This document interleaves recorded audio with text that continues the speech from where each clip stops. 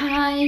அதாவது நம்ம தேவைக்கு மீறி நம்ம கையில ஏதாவது இருக்கும்போது, மத்தவங்க வந்து கேட்குறாங்கன்னா, அது பணமா இருக்கட்டும், பொருளா இருக்கட்டும், அது குடுத்து உதவுறதுல தப்பு இல்ல அப்படிங்கிறத தான் நான் ஃபீல் பண்றேன். ஏன்னா, நான் நெறைய டைம் எக்ஸ்பீரியன்ஸ் பண்ணியிருக்கேன். அதாவது நான் ஒர்க் பண்ணும்போது என் ஃப்ரெண்ட்ஸ்லாம் அமௌண்ட் கேட்கும்போது, என் கையில இருந்துச்சுன்னா நான் குடுத்துருவேன். அப்புறம் அவங்க எப்போ குடுக்க முடியுதோ அப்போ குடுப்பாங்க.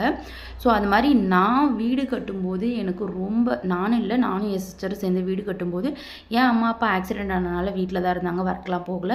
ஸோ நாங்க குடுக்குற அமௌண்ட்ட வச்சு தான் வீடு கட்டும்போது, நெறைய ஃபினான்ஷியல் வைஸ் நாங்க ரொம்ப ஃபேஸ் பண்ணோம் கஷ்டத்த. ஸோ அந்த மாரியான சிச்சுவேஷன்ல ஏதோ ஒரு ரூபத்தில வந்து கையில வந்து அமௌண்ட் வந்து சேரும். ஸோ இத நெறைய டைம் நான் எக்ஸ்பீரியன்ஸ் பண்ணியிருக்கேன். ஸோ நம்ம தேவைக்கு மீறி இருக்கிற அமௌண்ட்டு மத்தவங்க யாராவது கேட்கும்போது கொடுத்தா தப்பில்லைன்னு எனக்கு வந்து ஃபீல் ஆகுது.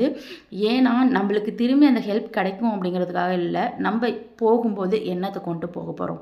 அதுதான். ஸோ தேங்க்ஸ் ஃபார் வாட்சிங்.